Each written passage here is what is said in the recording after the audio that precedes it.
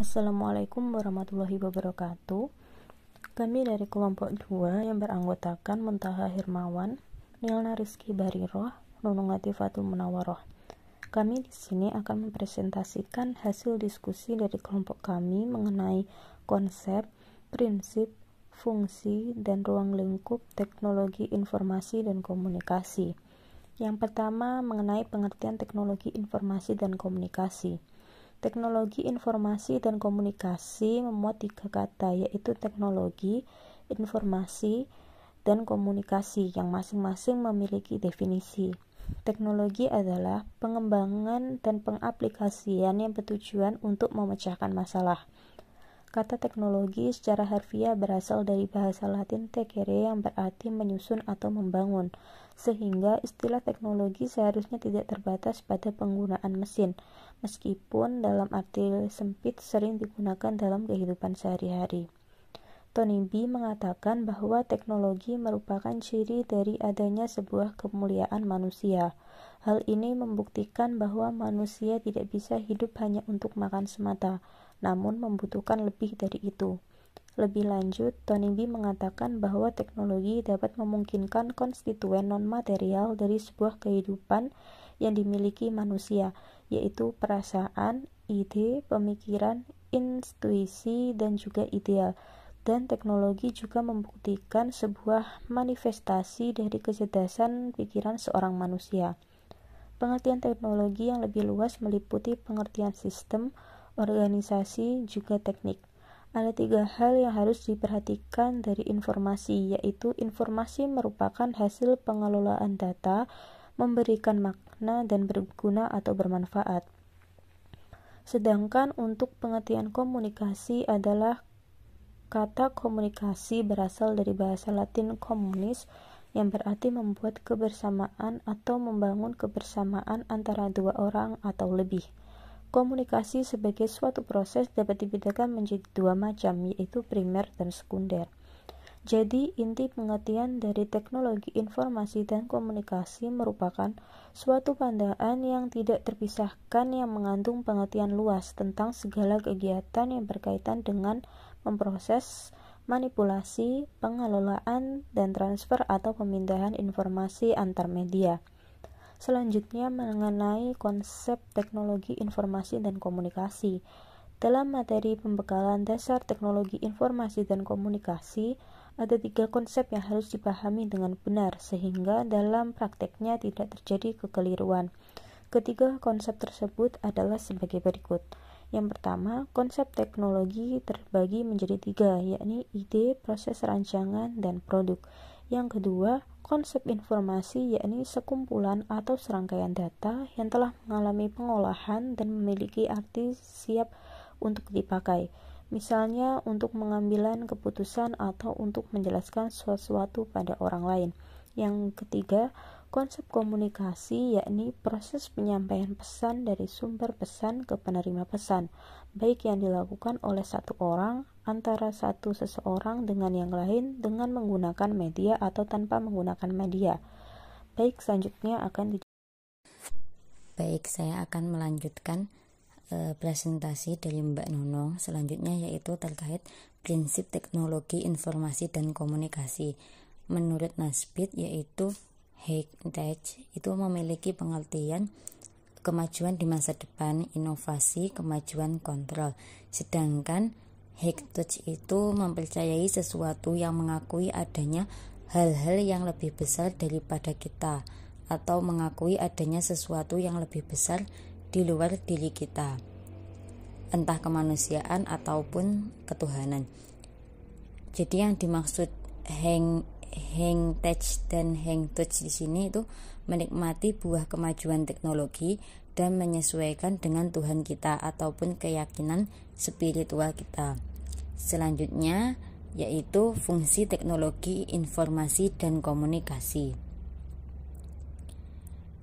Menurut Indrajit di sini mengemukakan bahwa fungsi teknologi informasi dalam dunia pendidikan adalah to meet the unmet educational needs, yang berarti untuk memenuhi kebutuhan pendidikan yang selama ini belum dapat terpenuhi. Selanjutnya yaitu ruang lingkup teknologi informasi komunikasi. Ruang lingkup teknologi informasi dan komunikasi itu meliputi beberapa aspek. Yang pertama yaitu perangkat keras dan perangkat lunak yang digunakan untuk mengumpulkan, menyimpan, memanipulasi, dan menyajikan informasi. Perangkat keras itu hardware, itu yang terdiri beberapa bagian seperti alat input, alat pemproses, dan alat output. Sedangkan perangkat lunak itu juga terbagi menjadi beberapa bagian. Ada sistem operasi, bahasa pemrograman, program aplikasi, dan alat bantu.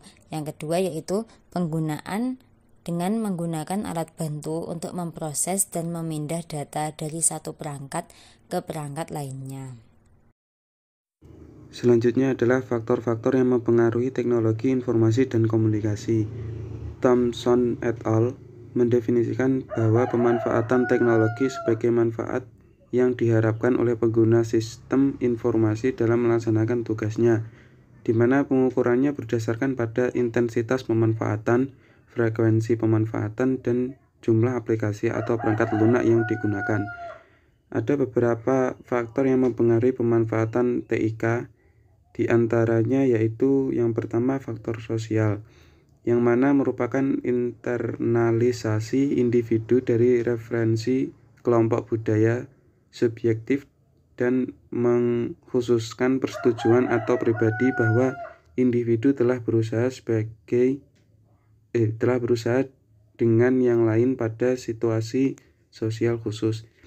Yang kedua, faktor afek atau menjelaskan tentang perasaan gembira, kegirangan hati, kesenangan atau depresi, kemuakan, ketidaksenangan, dan benci yang berhubungan dengan individu tertentu dalam pemanfaatan teknologi informasi. Selanjutnya adalah ada beberapa pendapat ahli konsep, prinsip, fungsi, dan ruang lingkup teknologi informasi dan komunikasi. Ini adalah beberapa pendapat oleh para ahli. Menurut Alter, teknologi informasi mencakup perangkat keras dan perangkat lunak untuk melaksanakan satu atau sejumlah tugas pemrosesan data seperti menangkap, mentransmasikan, menyimpan, mengambil, memanipulasi, atau menampilkan data. Sedangkan menurut Kamus Oxford pada tahun 1995, teknologi informasi adalah studi atau penggunaan peralatan elektronika terutama komputer untuk menyimpan, menganalisis, dan mendistribusikan informasi apa saja yang termasuk dalam kata-kata, bilangan, dan suatu gambar. Selanjutnya, relevansi teknologi informasi dan komunikasi dengan pembelajaran pada saat ini. Jadi, yang pertama, perkembangan teknologi informasi telah membawa dampak yang begitu besar dalam dunia pendidikan. Setidaknya ada 5 pergeseran yang dapat diidentifikasi dalam hubungannya dengan proses pembelajaran. Yakni pergeserannya yang dimaksud dapat dijabarkan sebagai berikut. Yang pertama adalah tentang pergeseran dan pelatihan ke keperbaikan kinerja. Yang kedua, pergeseran dari ruang kelas ke ruang maya yang dapat berlangsung kapan saja dan di mana saja. Yang ketiga, pergeseran dari kertas ke online atau saluran. Yang keempat, pergeseran fasilitas fisik ke fasilitas jaringan kerja. Kemudian yang terakhir yakni pergeseran dari waktu siklus ke waktu dunia nyata. Mungkin itu dari kelompok kami. Apabila ada yang ditanyakan, dipersilahkan, dan terima kasih atas waktunya dan perhatiannya. Assalamualaikum warahmatullahi wabarakatuh.